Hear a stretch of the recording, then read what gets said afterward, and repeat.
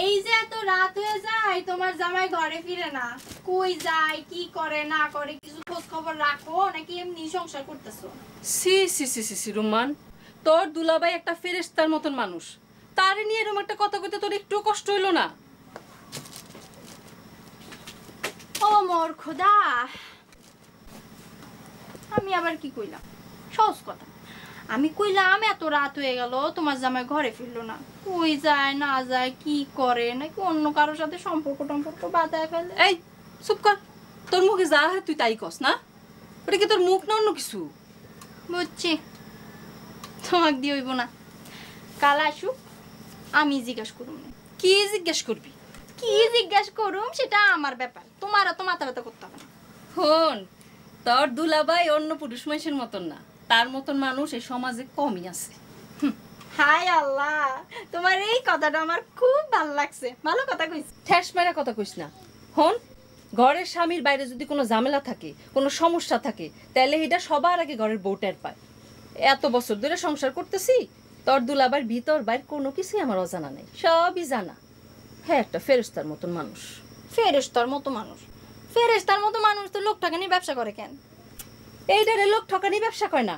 লোক ঠকানি ব্যবসা হলো যারা দোকানদারি করতে গিয়া জিনিস ওজনে কম দেয়, 10 টাকার জিনিস 15 টাকা রাখে, তারপর ভালো জিনিস কয়ে পচা জিনিস ধরায় দেয়, সেইটারে কয় লোক ঠকানি ব্যবসা। আরে, আর যারা আসল ওষুধের বদলে পুরাটাই ভুয়া দেয়, ওষুধ কয়া এই গাছের শিকড় বাকরের পুরিয়া আটার পুরিয়া বেচে, তারা হচ্ছে খুব লোক জিতানি ব্যবসা করে না? তিনি তো কারো কোনো ক্ষতি করেন না। না না না, উনি তো লোকদের জিতায় দিয়ে আসেন। উফ, তোর লগে এলে আমি আর তর্ক করতে পারুম না। জামাই ঠকবাজির ব্যবসা নিয়ে কতক্ষণ তর্ক করবা? আল্লাহ রে, ওহ রে রুম্মান, হন, তোর এই জগরেটা স্বভাবের লিগা, যে মানুষের দোষ টোকানের লিগা তোর জীবনে অনেক বড় সর্বনাশ হবো, দেখিস আমি কয়ে দিলাম। আর আমিও কয়ে দিলাম, তোমার এই জামাইয়ের ঠকবাজির ব্যবসা নিয়ে তোমার জামাইয়ের অনেক বড় ক্ষতি হইব।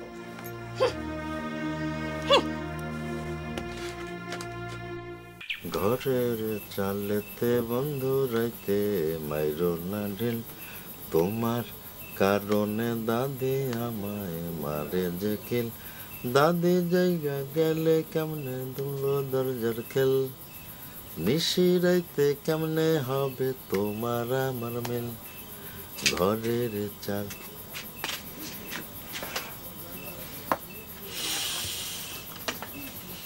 আরে সুগন্ধি তেলের সুগন্ধ আমার মনটা কেড়ে নেয় রে। রূপবান, রূপ, আসো না, কাছে এসো না। খালি সুগন্ধ নিতেই তো এখানে আসো, তাই না? খালি কি সুগন্ধ নিয়ে যাই? একটু কি দিয়ে যাই না? তোমার এই সুগন্ধ দিয়ে কি আমার দিন কাটবো? আমার ভবিষ্যতের কি হইব? ভবিষ্যৎ, ওই আমরা কি কেউ ভবিষ্যতের কথা কইতে পারি রে? হ্যাঁ, কার ভবিষ্যৎ কি, কে কোনখানে থাকবো, কার কপালে কি আছে, হ্যাঁ, এর কণা পরিমাণ তিল পরিমাণ কি আমরা জানি রে? এইসব শুনে তো আর আমার দিন যাইবো না। দূর, বাদ দাও তো, আসো কাছে এসো, আসো। আচ্ছা সিদ্দিক মিয়া, হাসা কইরা কও তো,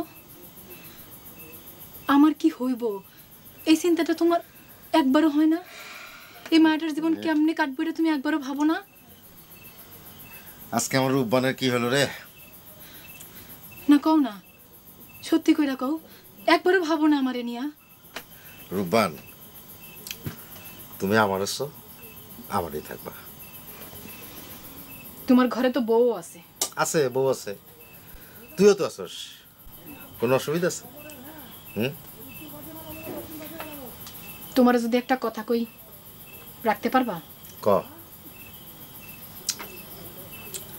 থাকগা, কইয়া লাভ নেই, রাখতে পারবা না। আরে কই দেখ না। যদি কই আমার বিয়া কইরা ঘরে তোলো, পারবা?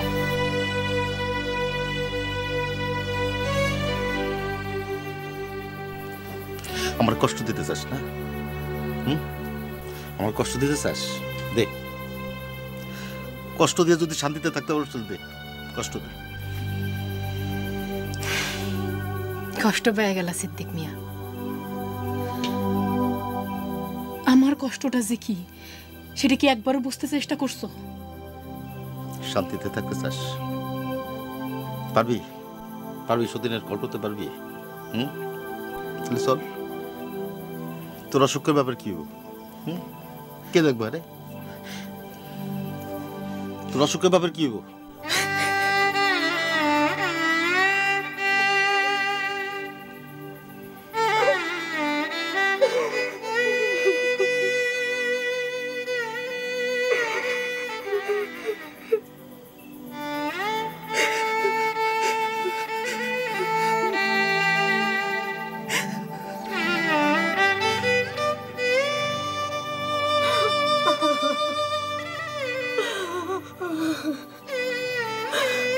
আমি কেন তোমার মতো একটা মানুষের কাছে ধরা পড়লাম?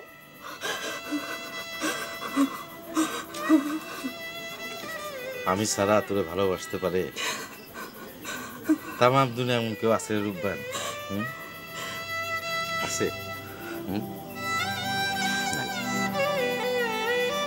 তামাম দুনিয়া